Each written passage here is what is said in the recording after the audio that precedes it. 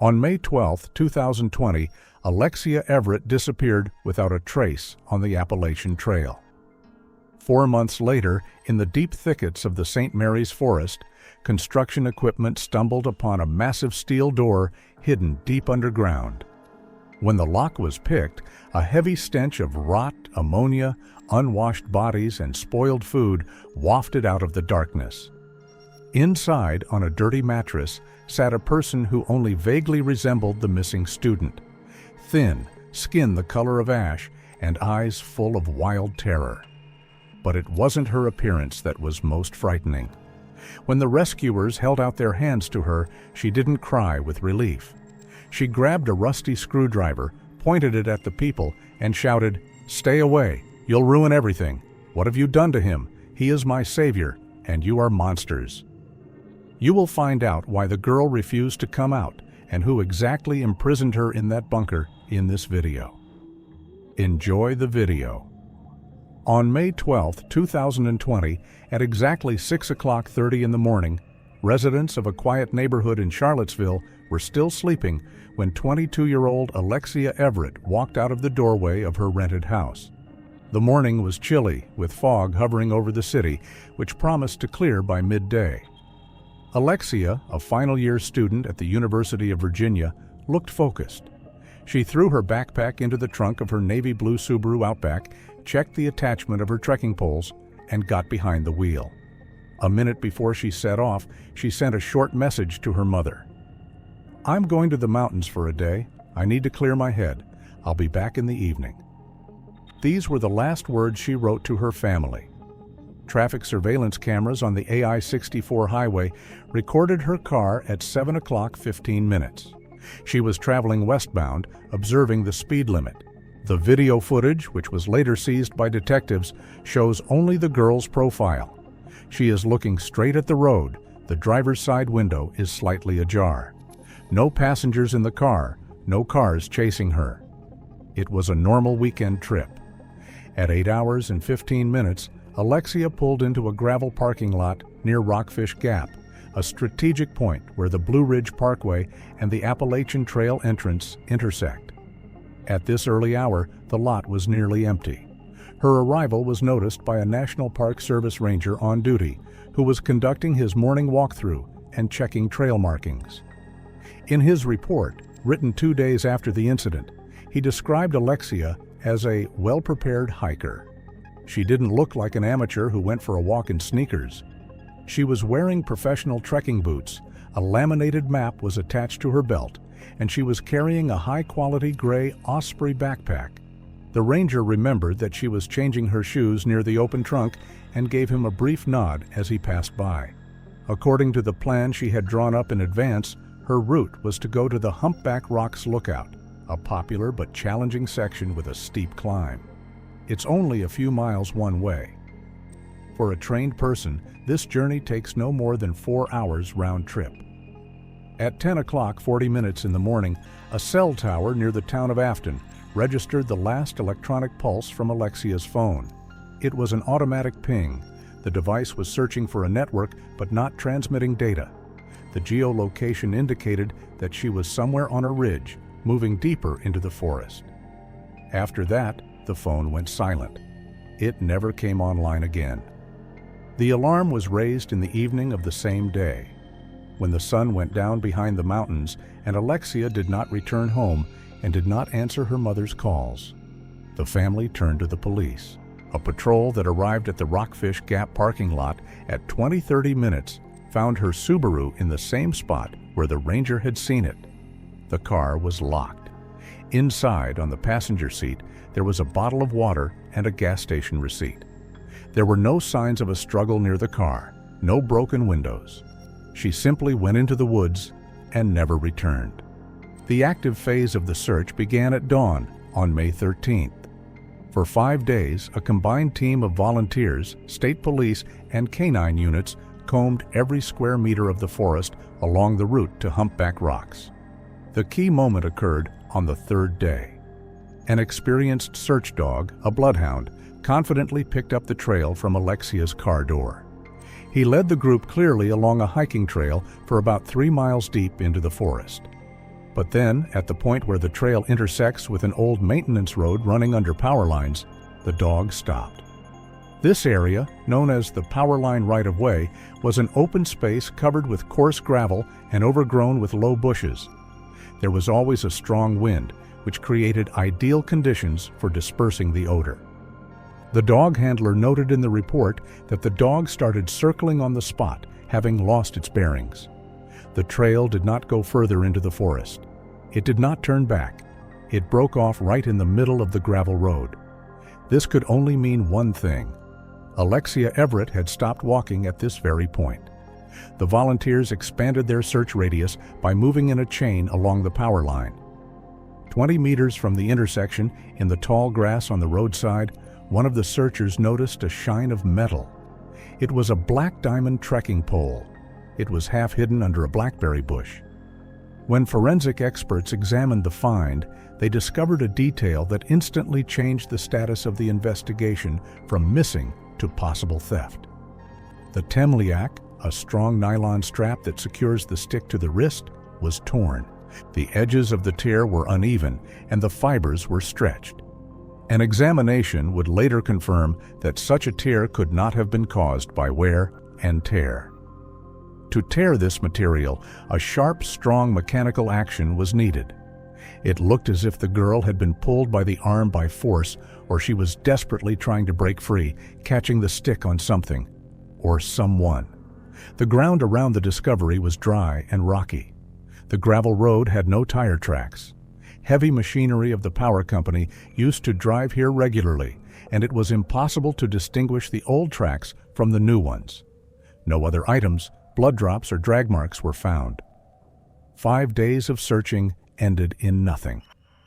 The forest was silent. The technical road with the buzz of high-voltage wires became the endpoint where Alexia Everett's existence turned into a question mark. She disappeared where there were no cameras and no witnesses, leaving behind only a broken stick and a cold footprint on the gravel that could not tell who exactly was waiting for her that morning at the intersection of the tracks. Exactly 4 months have passed since Alexia Everett last made contact near Blue Ridge Trail. The investigation, which initially involved dozens of volunteers, dog handlers, and aircraft, gradually lost momentum as it ran into a complete lack of new evidence. In the final report of the detectives, dated August 2020, the case was officially transferred to the status of cold. The documents contained a dry wording: disappearance under suspicious circumstances. Possible signs of violent acts are present, but there is insufficient evidence to reclassify the case as a murder. The person's whereabouts have not been established. Active searches were suspended, and a trekking pole with a torn tentacle found on a gravel road remained the only silent physical evidence stored in the State Police Evidence Room. On September 15, 2020, the silence in the forests was broken by the rumble of heavy machinery.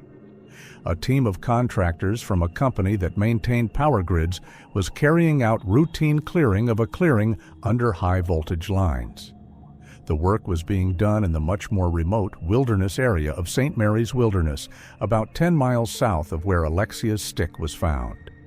It was an area of difficult terrain, densely overgrown with brush and virtually impassable for the average tourist. At about 11 o'clock in the morning, an excavator operator clearing the slope of old rhizomes felt an unnatural resistance. The bucket of the machine hit a layer of earth which suddenly collapsed, exposing something that did not belong to nature. Under the layer of sod, clay, and tangled roots, a massive concrete slab was visible. At first, the workers took the discovery for the remains of an old drainage collector or an abandoned technical well, which are sometimes found in such areas.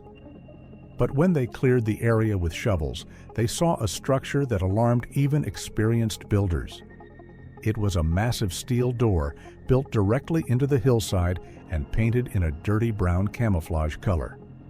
There were no markings on the metal surface, only a massive steel valve and an electronic lock panel that looked damaged by moisture and time. The foreman decided to pick the lock, assuming that it might be an illegal storage facility or an old piece of infrastructure that posed a threat. It took almost 20 minutes of work with a crowbar and hydraulic tools to get the mechanism to give way. When the heavy door finally opened with a long metallic screech, the coolness of the abandoned basement did not flow from inside. A heavy, thick, and nauseating stench hit the workers in the face. It was a concentration of odors that took your breath away. Pungent ammonia, musty mold, the smell of long, unwashed human flesh, and rotten, spoiled food. Witnesses later described it as the smell of cages with sick animals. It did not look like a housing unit or a prepared storage facility. It was a damp concrete chamber, more like a grave or a cattle cellar. The room was illuminated by the dim yellow light of a single bulb powered by a car battery that was sitting on the floor among tangled wires. Condensation covered the walls, dripping down in dirty drops, and an overflowing plastic bucket stood in the corner, apparently serving as a toilet. The air was so stale that it seemed almost physically heavy. In the far corner, a girl sat on a dirty foam mattress thrown directly onto the cold concrete floor. It was Alexia Everett, but it was almost impossible to recognize this creature as the cheerful student from the wanted posters. She looked catastrophically emaciated. Her body resembled a skeleton covered with skin that had an earthy gray, lifeless hue. Her hair, once well-groomed, was stuck in dense, dirty tangles. Her arms, neck, and face showed deep scratches and inflamed spots from a skin infection that had developed due to complete unsanitary conditions. She was wearing another man's checkered flannel shirt, several sizes too big, dirty and torn at the elbows. The victim's reaction shocked the audience much more than the sight of the dungeon itself. When the beam of a powerful flashlight snatched her figure out of the semi-darkness, she did not scream for help as the rescuers would have expected. She squinted in pain, covered her eyes with a dirty palm, and then, seeing the silhouettes of others in the doorway, she abruptly jumped off the mattress. Her movements were jerky, like those of a cornered animal. "No, no, don't touch me!" Her voice was hoarse, broken, like a bark. She didn't run for the exit or the light. She rushed to a rusty metal rack with cans of cheap canned food, shielding them with her own body, her arms outstretched as if they were the most precious treasure in the world. The foreman, trying not to make any sudden movements, tried to calm her down. "Miss, we are here to help.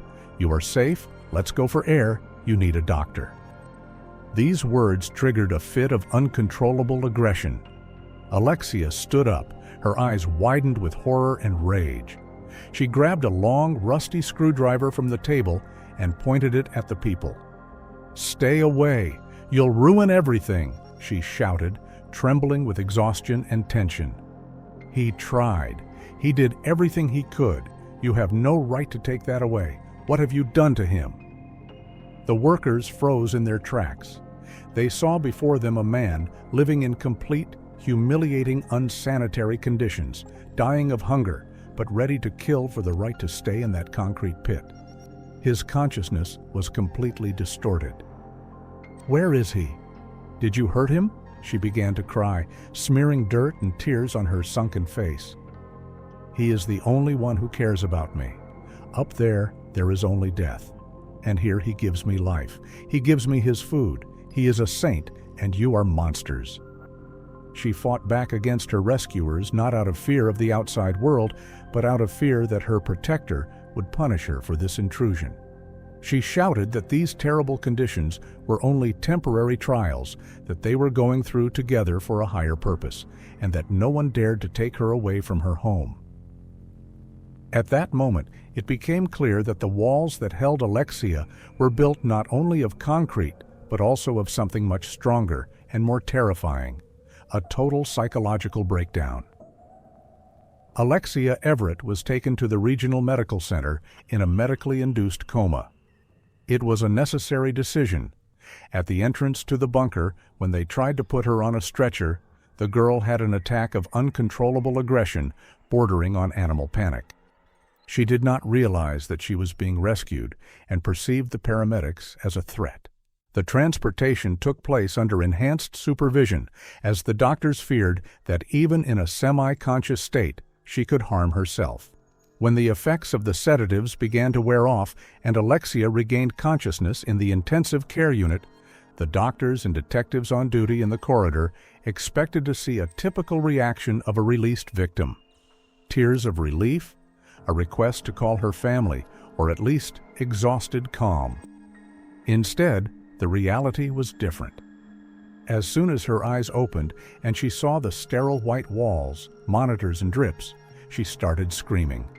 She tried to pull the needles out of her veins, broke the restraints on her wrists, and tried to get off the bed to hide under it. The nurses who were present in the room later described this moment as an attempt by a wild animal to find a hole. Alexia sought darkness and closeness, the only environment she now considered safe. The medical examination conducted by the medical board in the first hours recorded a terrible picture of her physical condition, which completely contradicted the girl's words about her companion's care. Alexia was diagnosed with the third critical stage of exhaustion. The weight of the adult girl was only 42 kilograms. Her muscle mass was practically atrophied due to lack of movement. On her back, hips, and shoulders, doctors found numerous deep trophic ulcers, the result of months of lying on hard, cold concrete. The skin was affected by a large-scale fungal infection, typical of staying in damp conditions without access to hygiene. The remaining hair, which had to be partially shaved off to treat the wounds on his head, was teeming with parasites. The dentist who examined the patient noted that the enamel of her teeth had begun to decay, and her gums were bleeding due to an acute lack of vitamins and a terrible diet. However, for Alexia herself, these obvious signs of a slow death had a completely different, distorted meaning. In the first conversation with the hospital psychiatrist, Dr. Eliza Wong, the girl categorically refused to eat. When the nurse brought a tray of warm broth and bread, Alexia had a hysterical fit. According to the observation report, she looked at the food with genuine horror and disgust, as if she was being asked to commit a crime. "It's a waste," she whispered, covering her face with her hands. "Why are you doing this? He was giving me his last can of beans. He went hungry for days so I could eat once a day. And you just throw it away on me. You don't know the value of life." In her mind, reformatted by months of isolation, the horrific conditions of the bunker were not the result of the jailer's cruelty, but proof of heroic survival. She was convinced that the world outside was destroyed by some kind of crisis or apocalypse that her captor had told her about. In this reality, he was not a torturer, but a martyr who kept her safe at the cost of his own health and resources. Every spoonful of food she received there was perceived as a great gift, and being full here in the hospital seemed like a betrayal of his victim. On the second day, the lead detective on the case, Ray Stafford, was allowed into the room. He tried to be as careful as possible, realizing the fragility of her psyche, but he had to get information about the man who had done this to her. "Alexia, listen to me," he began quietly, sitting down on a chair by the bedside, but not getting too close. "He kept you in a pit. Look at your hands, at your body. You were dying there. It wasn't a rescue." The girl looked at the detective with a look of deep, condescending hatred. For her, he was a representative of a hostile world that did not understand anything. "I was alive," she answered firmly, although her voice was weak. "He didn't hit me, not even once. He read books to me when it was dark and the batteries were dying. He held my hand when I was scared of the silence. You only see the dirt because you are superficial.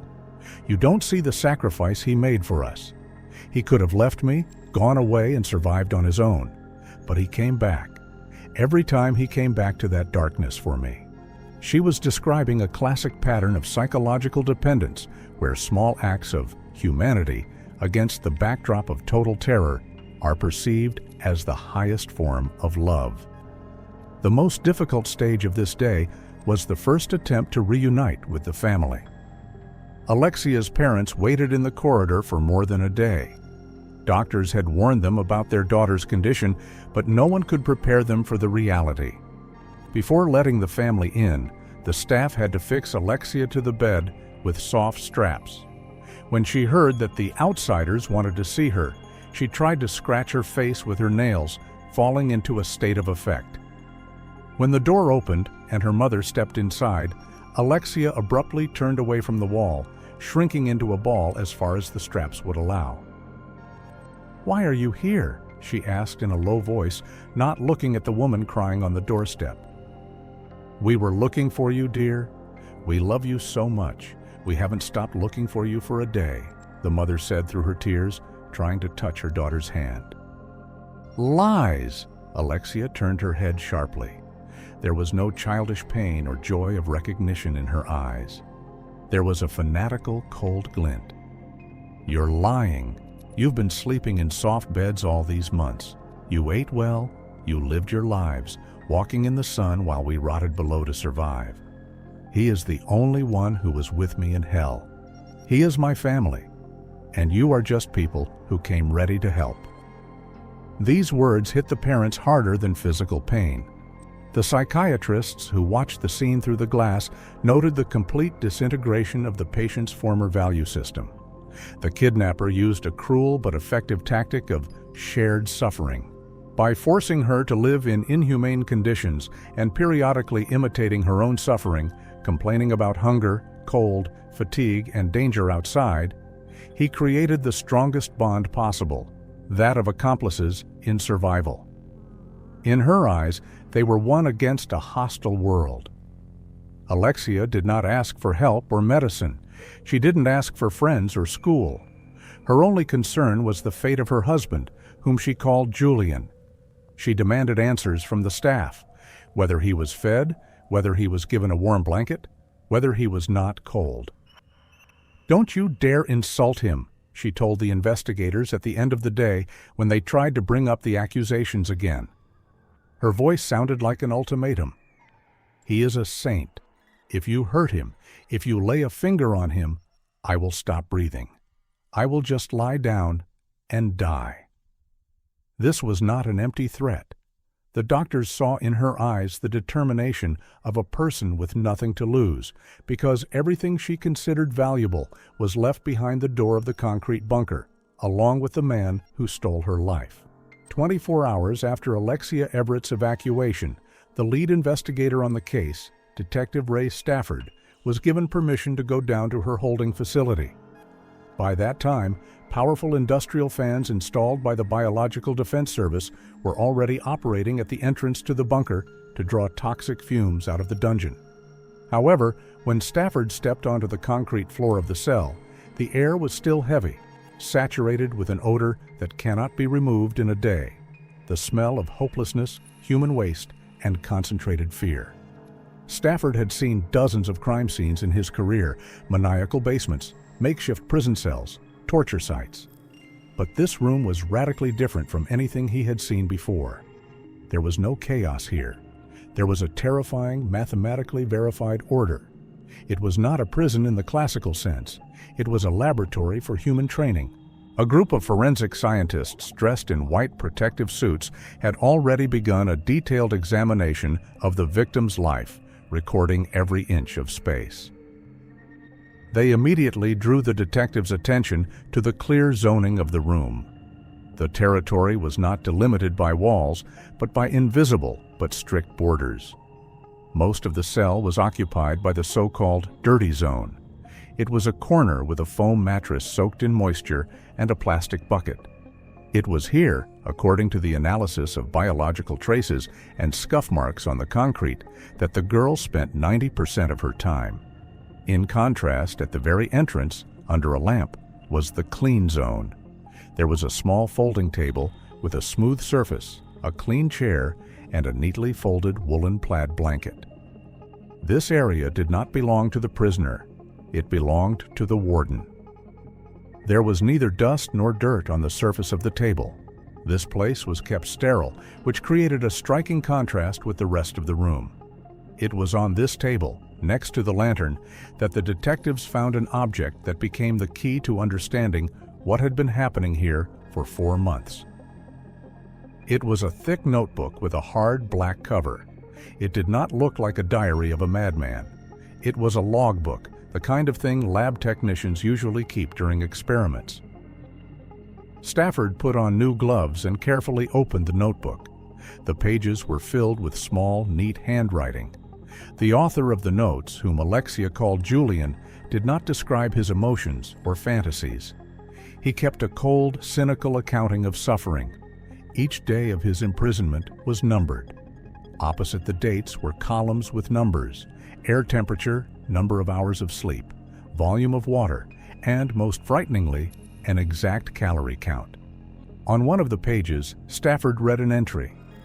Day 14. Subject complains of acute hunger.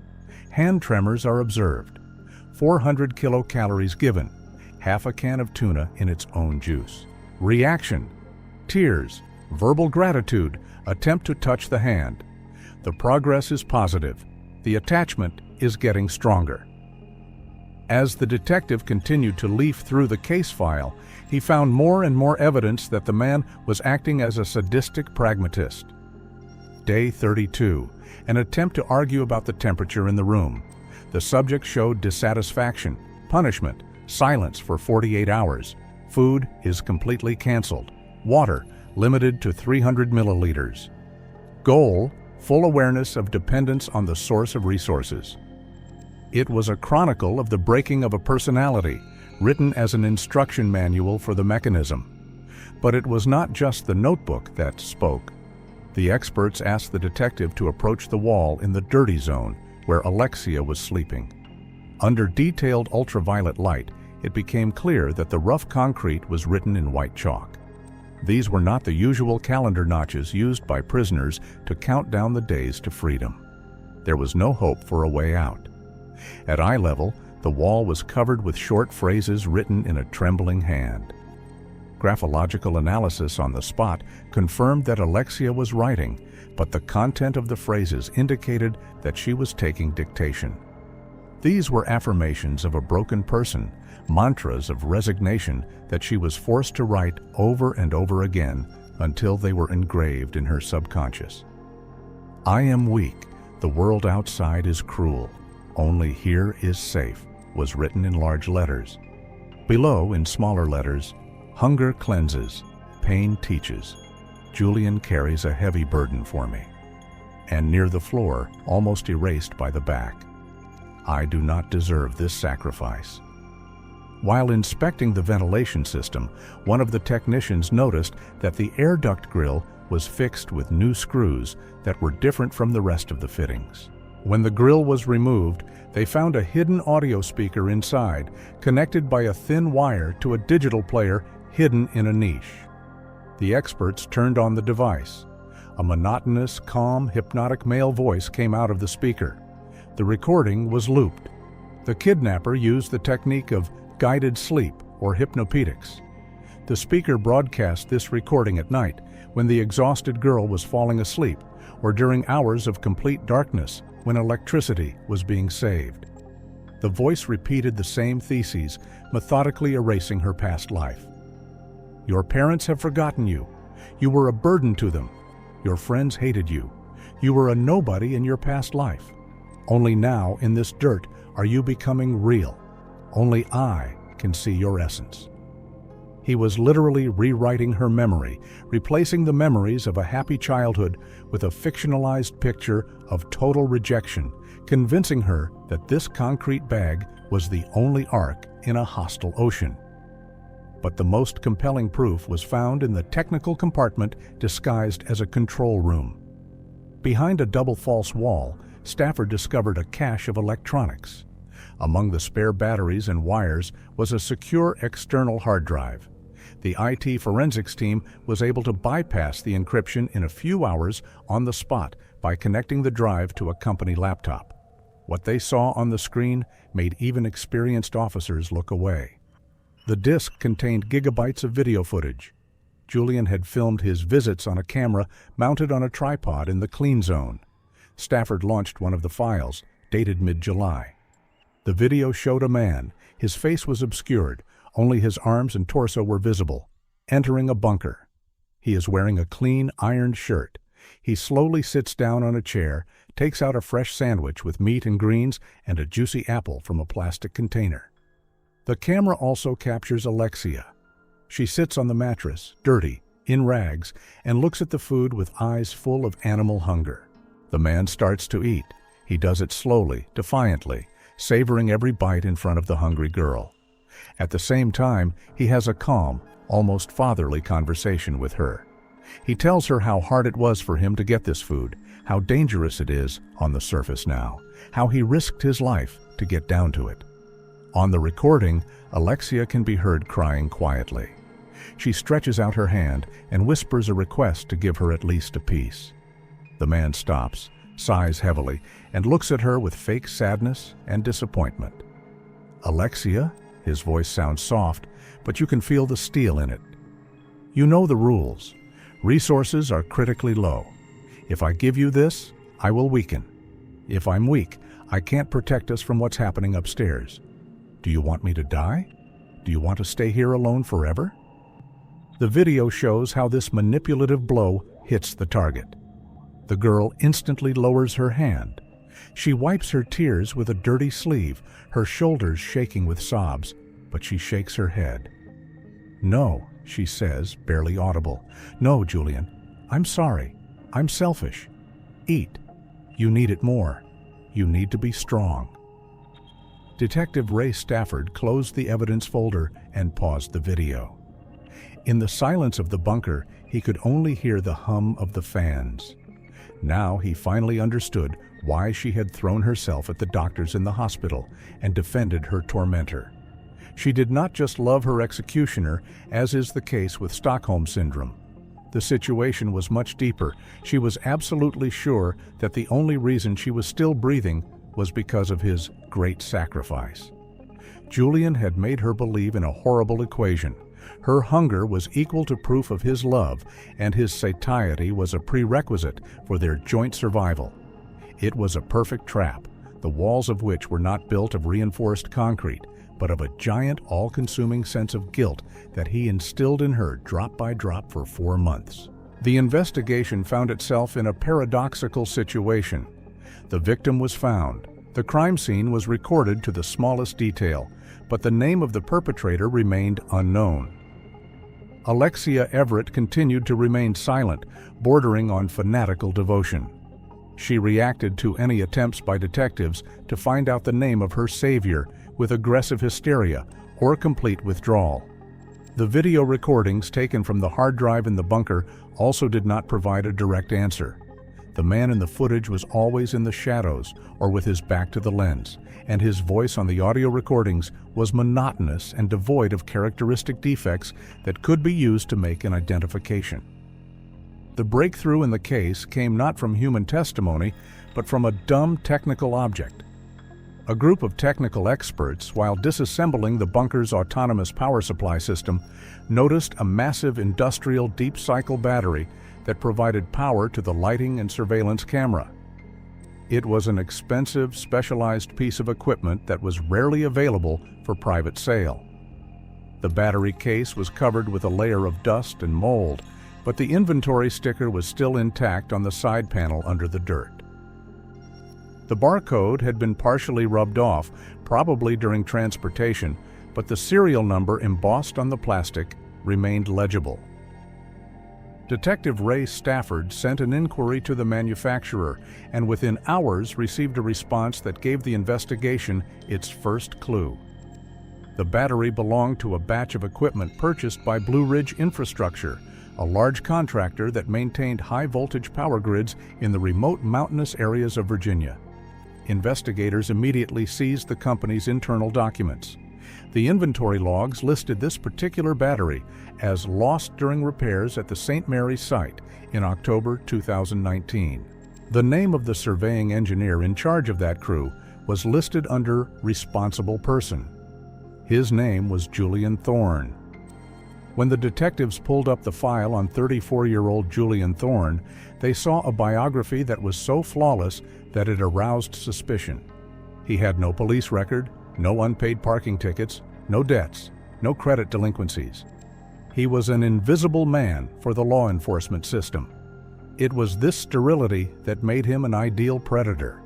He knew how to leave no trace because his whole life was built on control. Investigators contacted the former management of Blue Ridge Infrastructure.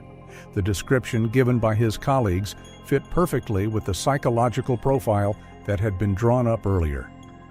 Employees described Thorne as a pedant to the core. He was a man who was never even a minute late, whose reports were exemplary, and whose workplace was always in perfect order.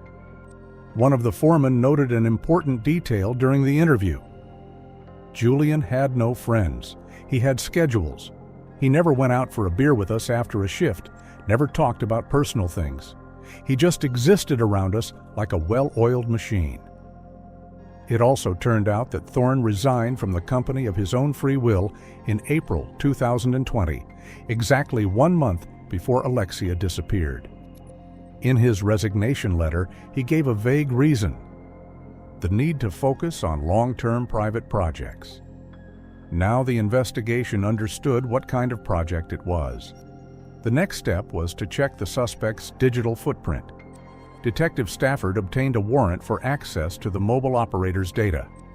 The analysis of Thorne's phone billing for May 2020 showed a clear picture. On the day of the kidnapping, May 12th, his phone was turned off at 7 o'clock in the morning and turned on only late in the evening. The last recorded point before it was turned off was just a few miles from the Rockfish Gap parking lot where Alexia had left her car. This was the first direct evidence linking the engineer to the crime scene at the time of the girl's disappearance. He was there, he was waiting, and he knew how to disappear from the radar by simply pressing the power button.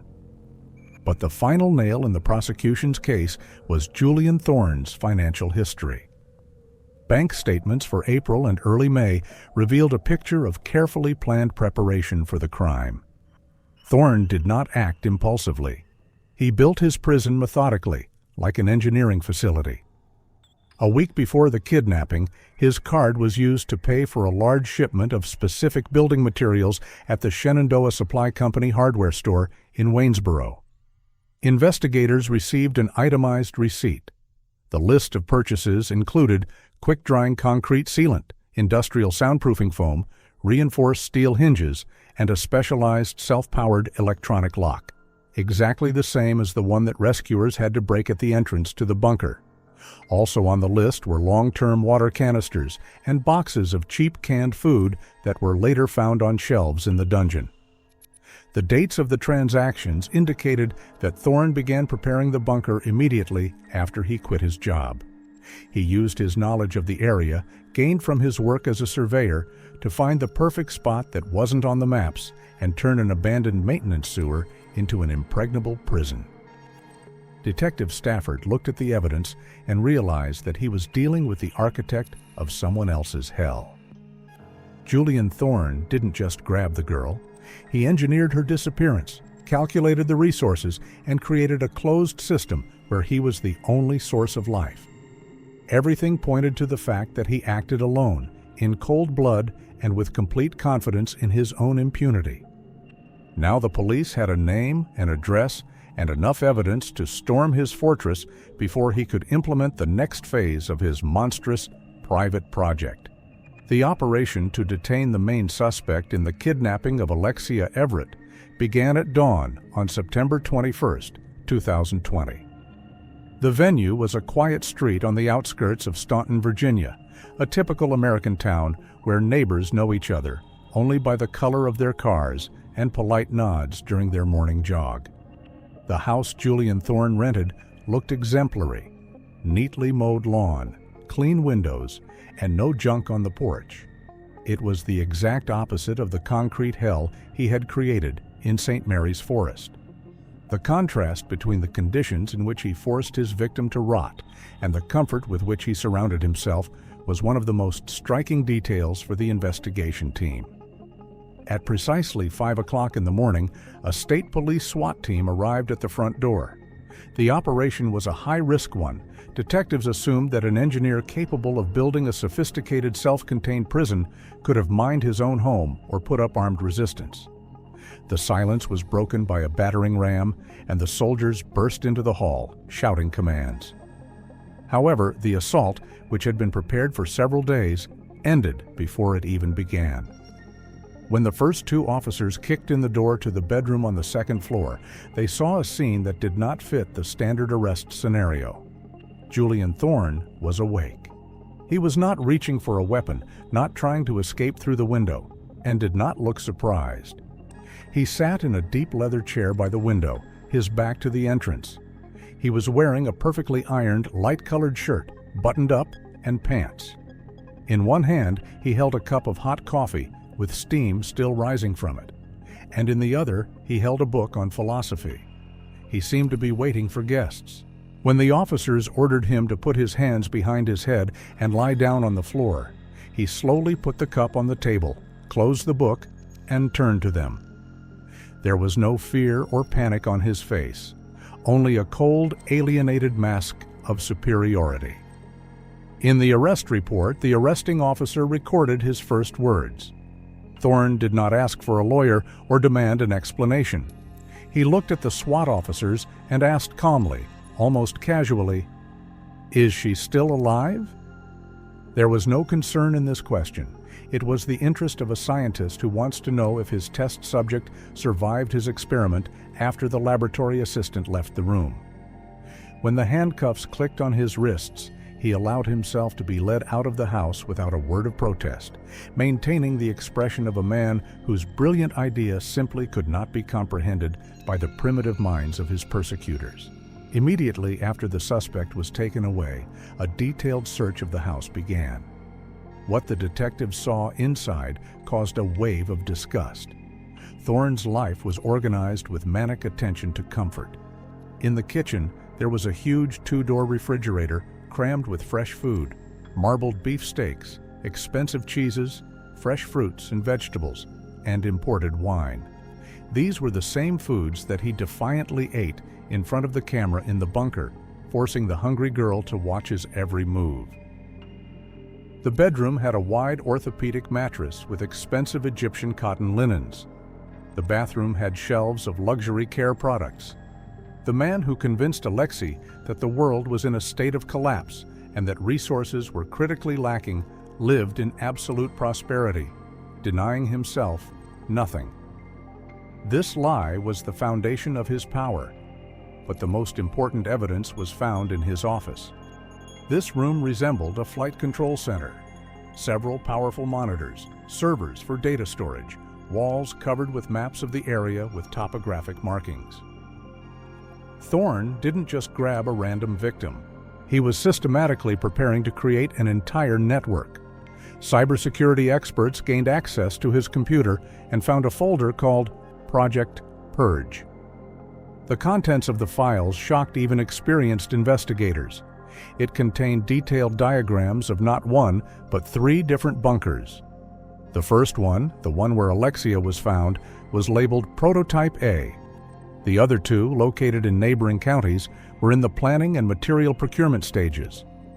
Thorne was developing drawings of ventilation systems, calculating caloric intake for long-term detention, and compiling lists of potential candidates. Among the digital documents were photographs of other women taken with a hidden camera on hiking trails and parking lots. Alexia was only the first stage, a test run of his horrific system. If he hadn't been stopped, Prototype B would have been up and running in a few months. However, the most terrifying discovery, which allowed us to look into the very abyss of Julian Thorne's psyche, was his paper diary. It was in the bottom drawer of his desk, bound in leather. Unlike the dry technical logbook found in the bunker, here he did not restrain himself in his emotions and recorded his true thoughts and motivations. The handwriting was smooth and calligraphic. Thorne wrote about himself in the third person or used messianic terminology. Detective Ray Stafford read one of the excerpts aloud for the crime scene investigation report. "She's weak like they all are," Thorne wrote, analyzing the first weeks of Alexia's imprisonment. "Society makes them soft, addicted to comfort and lies. I am doing her a favor. I am removing the husk of civilization from them. I return them to their primitive instinct, pure fear and pure gratitude. Only on the brink of death does a person become honest. These writings showed that Thorne was not motivated by a sexual motive in the usual sense. He was excited by power. His drug was complete, total control over someone else's existence. On another page, he described his feelings while feeding the victim. When she looks at me as if I were a god after I give her a miserable piece of bread, it is the purest emotion in the world. At that moment, I am the universe for her. I am the sun and water. I am life and death. There is no greater power. He did not consider himself a criminal, a maniac, or a sadist. In his distorted reality, he saw himself as a mentor, a strict teacher who was teaching a cruel but necessary lesson in survival. He sincerely believed that he was cleansing Alexia of her weakness, transforming her into something more perfect through suffering. In the office, we also found a collection of psychology books on the Stockholm Syndrome, methods of interrogating prisoners of war, and techniques for breaking will. Thorne studied this as a science. He did not improvise. Every action he took in the bunker, from silence to food manipulation, was borrowed from textbooks and adapted to his needs. The search lasted until late in the evening. Boxes of evidence were taken out of the house: hard drives, memory cards, diaries, receipts for construction materials. The neighbors, who watched the process from behind the yellow tape, were stunned.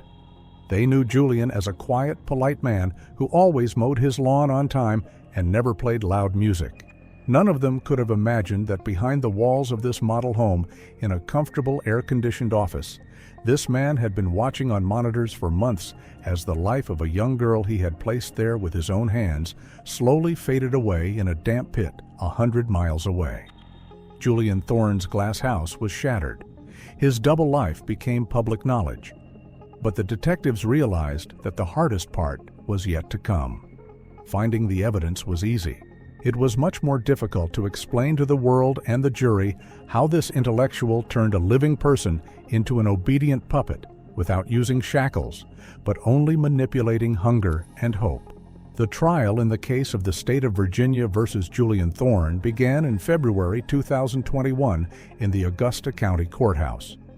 By this point, the case had already gained national publicity, so security measures were unprecedented. Journalists who were allowed to attend the hearing described the atmosphere as stretched to the limit. Alexia Everett's parents were sitting in the front row. According to eyewitnesses, they looked decades older. The father held his wife's hand so tightly that his knuckles turned white, and the mother kept her eyes on the door through which the defendant was to be brought in. When Julian Thorne was brought into the courtroom, the audience was struck by his appearance. He did not resemble the monster that the newspapers had written about. He wore a neat suit, was clean-shaven, and carried himself in a straight and calm manner. He nodded to his lawyer, sat down on the bench, and put his notebook in front of him, as if he were preparing for a university lecture, not a courtroom where the fate of his life was being decided. The prosecution had a seemingly perfect set of evidence: the bunker, the calorie log, the diary confession, the financial receipts. But the prosecution faced a problem that could not be solved by standard legal methods. The main witness to the crime, the victim herself, refused to cooperate with the investigation against her tormentor. Physically, Alexia was in a closed rehabilitation center hundreds of miles away from the court. Her weight had recovered, her skin had healed, but according to psychiatrists, mentally, she was still in the same concrete pit. Thorne's lawyer, an experienced jurist, built a line of defense around this fact. He put forward a cynical but legally dangerous thesis. Alexia Everett was in the bunker voluntarily. In his opening statement, the defense lawyer said that the girl suffered from depression and the pressures of the modern world, and Julian Thorne only provided her with shelter, creating conditions for radical social detox. He argued that the lock on the door was a protection from the outside world, not an obstacle to leaving, and that the strict diet was part of a spiritual practice they had agreed upon. On the third day of the hearing, the victim was interrogated. She was not brought to court due to her unstable mental state. Her testimony was given via a secure video link. When Alexia's face appeared on the big screen in the courtroom, there was dead silence. She sat in a chair, dressed in a simple sweater, and looked off to the side, avoiding eye contact with the audience. The prosecutor asked her a direct question. Was she being held by Julian Thorne against her will? Alexia's answer sounded quiet, monotone, without any emotion, like a memorized text. He didn't kidnap me. He saved me. There was a real life down there. He cleansed me from the dirt of this world. The courtroom fell silent. The transcript of the hearing records that, at that moment, Alexia's mother began to cry uncontrollably, covering her mouth with her palm so as not to disrupt the hearing. The defense lawyer, feeling triumphant, asked a clarifying question. Did Mr. Thorne physically abuse you? Did he beat you? No, the girl answered firmly, and for the first time she sounded like steel in her voice. He never hurt me for no reason. Everything he did was for my good. He taught me to be strong. It was a complete collapse of the prosecution's strategy. The victim, for whom the entire law enforcement system was working, was publicly justifying his executioner. The jury looked at each other. Thorne, sitting at the defense table, smiled slightly at the corners of his lips. It was a triumph of his psychological processing. He had broken her so well that even at a distance and after months of separation, she remained his property. The prosecutor was trapped. He couldn't put pressure on the victim, couldn't accuse her of lying, because that would turn the jury against him. He needed to destroy the image of the savior who had created the defense without attacking Alexia herself. And then he took an unprecedented step. He decided to use the maniac's own pride against him. Your Honor, the prosecutor addressed the judge. The prosecution requests permission to show exhibit number 47. These are video files taken from the defendant's personal archive. On the screen, where a minute ago there was the face of a broken girl, there was footage from the bunker. The video quality was high. Thorne did not skimp on equipment to record his experiments. The first fragment shown to the jury lasted 3 minutes. In the video, Thorne was sitting in the clean zone of the bunker. In front of him on a folding table was a plate with a freshly cooked steak, which was steaming. He ate slowly, cutting off small pieces, chewing thoroughly, enjoying every bite. The camera was set up to capture the background as well. There, in the darkness, Alexia lay on a dirty mattress. She was so exhausted that she could barely lift her head. The sound in the courtroom was turned up to full volume. The jury heard not only the sound of a fork clinking against a plate, but also the girl's quiet, hoarse voice. Please. Water. Just a sip. Thorne didn't even turn his head in the video. He continued to chew, looking at the camera, and said calmly, You haven't earned it yet. You were inattentive during the lesson. Thirst is your teacher today. The second video fragment was even more horrifying. In it, Thorne held an empty can in his hand, from which he had just eaten the rest of the sauce. He called out to Alexia, as one would call a pet. The girl, barely able to move her legs, crawled to the edge of the clean zone. On your knees, he commanded in a casual tone. She fell to her knees on the concrete. What do you want me to say? He asked. Thank you, Julian. Thank you for your generosity. You are life, she whispered, accepting the garbage as a gift, and began to use her fingers to smear the remaining sauce from the sides of the jar to put it in her mouth. The courtroom fell silent, and my ears rang. The image of the Good Samaritan that the lawyer had painted crumbled to dust. The jury did not see voluntary hermitry. They saw methodical, cold-blooded torture by starvation and humiliation. They saw the training of a person, the reduction of a person to the level of reflexes. Some jurors turned away, unable to look at the screen. One of the bailiffs left the room with his hand over his mouth. Alexia's father covered his wife's eyes, pressing her head against his shoulder so that she would not see this humiliation. When the lights in the courtroom were turned back on, all eyes were on the defendant, The prosecutor approached the jury box. "This is not a rescue," he said, pointing to the black screen. "This is a slow murder of a soul. He didn't just hold her body, he broke her mind to turn her into a toy. What you heard from the victim today are not her words. They are the words he put in her head, just as he threw her scraps." Julian Thorne sat motionless. His face showed neither remorse nor fear. He looked directly at the prosecutor, and a subtle, condescending smile played on his lips. He realized that legally, these videos were sinking him.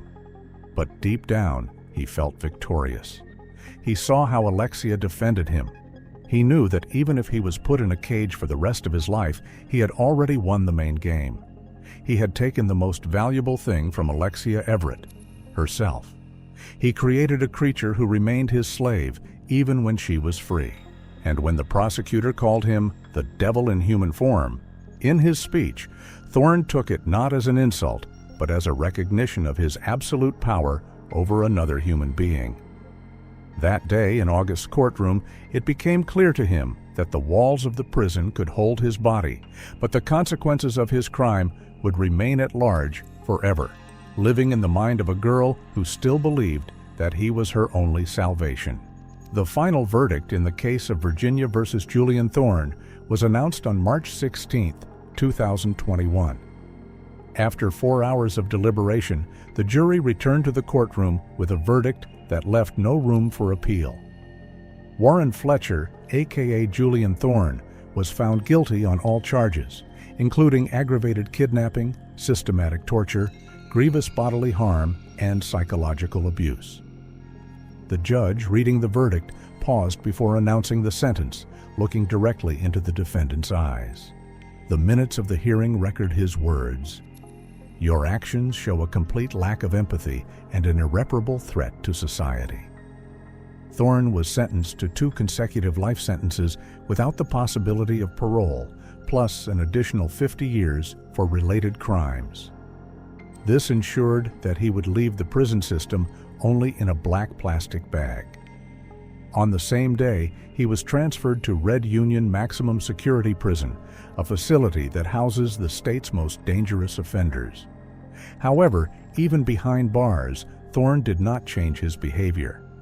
According to reports from prison psychologists and wardens, he quickly adapted to the new conditions, perceiving his imprisonment not as a punishment, but as a new social training ground. He behaves in an exemplary manner, adhering to the regime with the same manic meticulousness with which he built his bunker. Security officers report that Thorne tries to play the role of a teacher or mentor to younger prisoners. He does not use physical force, but uses his intelligence and manipulative skills to subdue the weaker-minded, creating a microcult around him. He continues to consider himself a superior being whose brilliant experiment was rudely interrupted by ignorant people. For him, prison is just another laboratory where he continues to explore the limits of human obedience, albeit on a much more limited scale. But if for Thorne, the sentence was just a change of scenery, for Alexia Everett, it did not bring the expected liberation. Formally, she was a free person who returned to the world of the living. In fact, she remained a prisoner, locked in invisible walls that proved to be stronger than concrete. A year after the trial ended, Alexia never returned to the University of Virginia.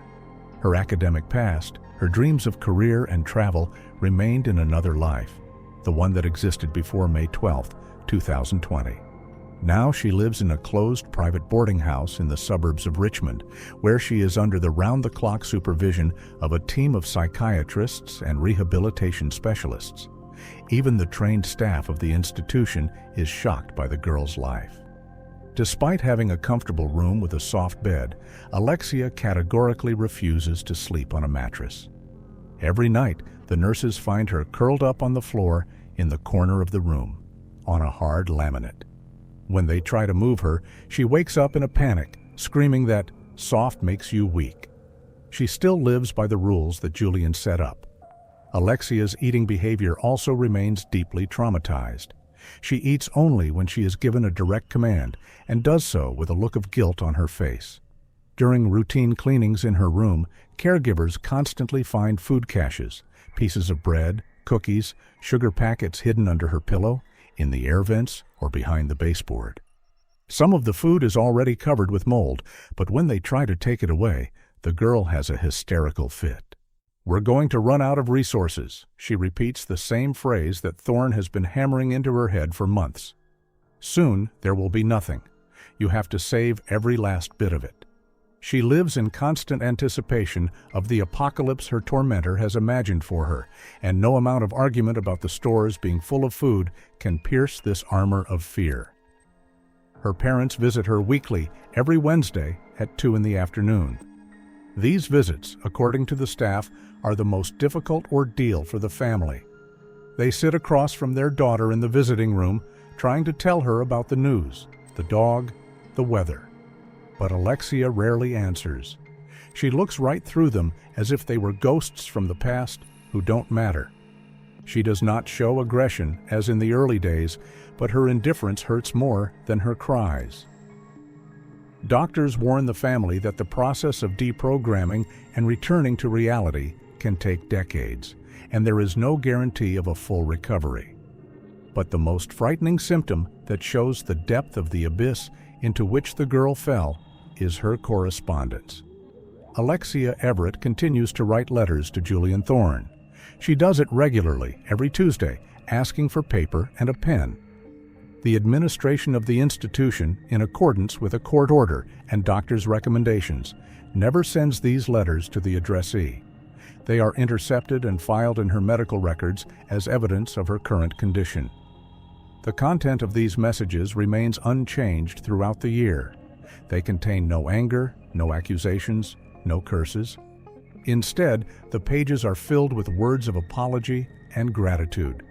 She asks him to forgive her for they, the police, the doctors, the parents, tearing them apart. She says she misses the silence and order. She thanks him for teaching her to appreciate small things, for opening her eyes to the essence of the world. In her letters, she still calls him her teacher and her only protector. Thorne has achieved his goal.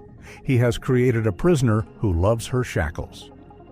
As for the physical crime scene, its fate was decided quickly and radically. The judge in charge of the case issued a special order to destroy a concrete bunker in the St. Mary's forest. The authorities feared that the detention center could become a pilgrimage site for fans of dark tourism or followers of Thorne's sick philosophy.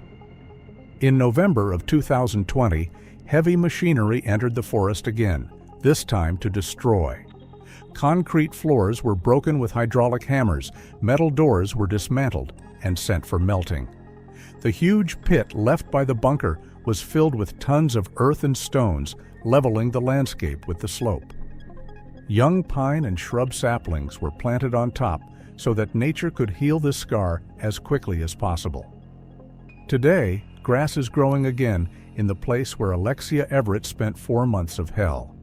Hikers who walk the distant trails a mile away do not even realize that the fragments of someone's broken destiny are buried underfoot, deep in the ground. Physically, the bunker no longer exists. It has been wiped off the map. But for Alexia Everett, it has not disappeared. She carries it with her every moment. In her mind, she still sits on the dirty mattress, waiting for the door to open and for him to enter, the one who will bring her a piece of bread and a reason to live. And, as Julian Thorne ominously predicted in his diary, she refuses to leave this darkness, even when the door of her ward is open wide and the sun shines through the window. She has remained there in eternal darkness, voluntarily choosing to be the shadow of the man she once was.